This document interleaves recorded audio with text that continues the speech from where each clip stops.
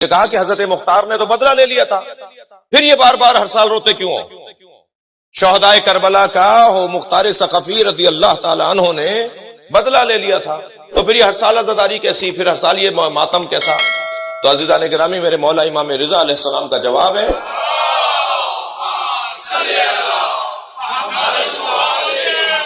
میرے مولا فرماتے ہیں کہ ساری دنیا 70 مرتبہ مار کر اٹھائی جائے تو حسین کے ناخون کا بدلہ نہیں ہے۔ یہ جو مختار نے لوگ مارے امام حسین کے برابر تھے جو بدلہ ہو گیا، امام حسین کے پیر سے جھڑنے والی خاک کے برابر نہیں تھے، تو بدلہ کہاں سے ہو گیا؟ بدلہ تو یہ ہوتا کہ جیسا تھے ایسے مار دیا، ایسے تو تھے ہی نہیں کوئی ایسا جو بدلہ ہو جائے گا۔ بدلہ نہیں ہوا ہے، وہ اس وقت کے شیعوں کو، اس وقت کے محبوں کو حوصلہ دیا تھا مختار نے، ہمت بندھائی تھی کہ ڈرو نہیں گھبراؤ نہیں، جینے کا موقع دیا تھا، سانس لینے کا موقع دیا تھا۔ وہ جو گھٹن کا شکار تھے، صلوات پڑھ لیں ذرا محمد و آل،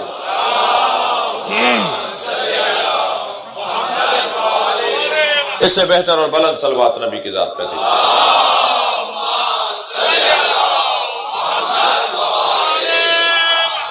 لہذا عزیزان گرامی، اس فرش عزا پر بیٹھنے کا ایک بڑا مقصد، کسی طرح میں جہاں ہوں وہاں سے ایک قدم آگے آ جاؤں، میری معرفت جو کل تک تھی وہ آج بہتر ہو جائے، میں اب تک جیسا سوچتا تھا اس سے اچھا سوچنے لگوں، میرا قد اونچا ہونا شروع ہو جائے، میری فکر بلند ہونا شروع ہو جائے، میری معلومات میں اضافہ ہوگا تو خود بخود میرے کردار میں بھی تبدیلی آئے گی، اور الحمدللہ یہ عمل مسلسل ہے، مسلسل جاری و ساری ہے۔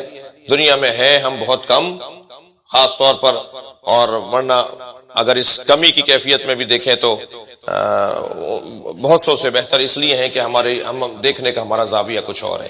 چپتے ہوئے جملے، چٹکیاں جو ہمیں بھری جاتی ہیں، ان سب کو نظر انداز فرمائیے اور اپنا کام جاری رکھنے کا اعادہ فرماتے رہیے، اور اپنا کام ایسے ہی جاری رہے، اور کوئی کام بھی جو بغیر اہتمام کے کیا جاتا ہے وہ مطلوب نہیں ہوتا۔ اگر مطلوب ہوتا ہے تو اہتمام ہوتا ہے، اہتمام نہیں ہوتا تو مطلوب نہیں ہے۔ پھر وہ ہمیں اگر امام حسین کی عزاداری مطلوب ہے تو ہمیں اہتمام کرنا پڑے گا، اور جتنا اہتمام بڑھائیں گے اتنی توجہ بڑھے گی، اور جتنی توجہ بڑھے گی اتنا ہی حسینیت بڑھے گی۔ امام حسین علیہ السلام کے مزار پر اگر سونے کی اینٹیں لگی ہوئی ہیں، اور سونے کی اور چاندی کی اور وائٹ گولڈ اور فلاں گولڈ اور فلاں ہیرے لگے ہوئے ہیں اگر امام حسین کے مزار پر، تو وہ اس لیے نہیں کہ وہ کوئی معاذ اللہ کوئی فضول خرچی ہے، نہیں، اہتمام ہے۔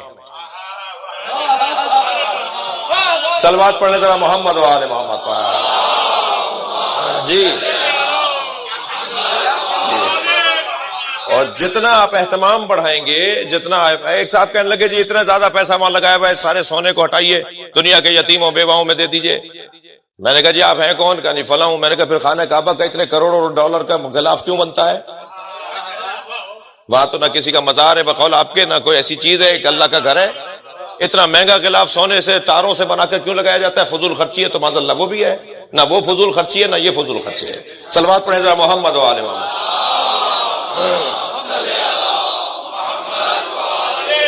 اور پھر جملے کو میں اور بہتر کر کے آگے بات کو مکمل کروں کہ جتنا میں اہتمام بڑھاؤں گا، جتنا خرچہ کروں گا کم ہے۔ میرے اپنے گھر سے اچھا گھر مولا کا ہونا چاہیے، میرے اپنے گھر سے زیادہ مہنگا اور اچھا گھر امام حسین کا ہونا چاہیے۔ جی، کسی طرح سے کوئی نیاز نظر میں کمی نہیں ہے ہمارے پاس، نہ ہی ہونی چاہیے۔ میں خود 16-17 فلاحی ادارے چلا رہا ہوں، مجھ جیسے لوگ تو مانگنے کا مزاج رکھتے ہیں، اور الحمدللہ میرا نام شہنشاہ ہے، مانگنے کی عادت ہی نہیں ہے۔ جی، تو الحمدللہ، لہٰذا مجھ جیسے لوگ تو کہتے ہیں جی ہمارے فلاں ہاسپٹل کو دے دیں، ہم نے فلاں جگہ ہاسپٹل بنایا، ہم نے فلاں جگہ اسکول بنایا ہے۔ نہیں عزیزان گرامی، یہ جملہ کسی طور بھی برداشت نہ کیجیے کہ حسین کی عزاداری کو کم کر کے یتیموں اور بیواؤں کا فنڈ بنایا جائے۔ اتنی مہنگے آپ کام کر رہے ہیں، اتنی مہنگی نیاز نظر کر رہے ہیں، آپ کے فلاں شہر کے اندر اتنے بیوائیں ہیں، اتنی یتیم ہیں، ان کے لیے آپ یہ کام کیوں نہیں کر رہے؟ نہیں عزیزان گرامی، ہمیں ان کا خیال کرنا چاہیے، یہ علیحدہ بات ہے، اور حسین کی نیاز سے کم کر کے کرنا چاہیے، یہ علیحدہ بات ہے۔ امام حسین کی عزاداری سے کم کر کے کوئی فلاحی فنڈ قائم نہیں ہوگا، اس لیے کہ یہ ہماری بنیاد ہے۔ یہ جتنا طاقتور بنے گا اتنا ہی بیواؤں کی سرپرستی بڑھے گی، اتنا ہی یتیموں کی سرپرستی بنے گی۔ میں تو ایک عقیدت بھرا جملہ کہتا ہوا آگے بڑھ جاؤں، امام حسین کی عزاداری کو کم نہ کرو، حسین یتیموں کو خود پال دیں گے، حسین یتیموں کی خود سرپرستی۔ صلوات پڑھیں محمد و آل محمد پر۔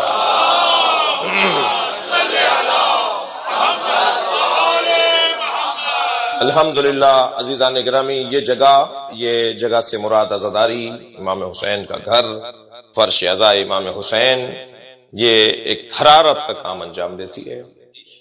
اور ہماری تو کیفیت یہ ہے کہ ہمیں تو مولا نے یہ بھی فرما دیا کہ اگر غم دنیا تمہیں گھیرنے لگے تو خبردار غم دنیا میں نہ رونا، فابق للحسین، حسین پر رونا۔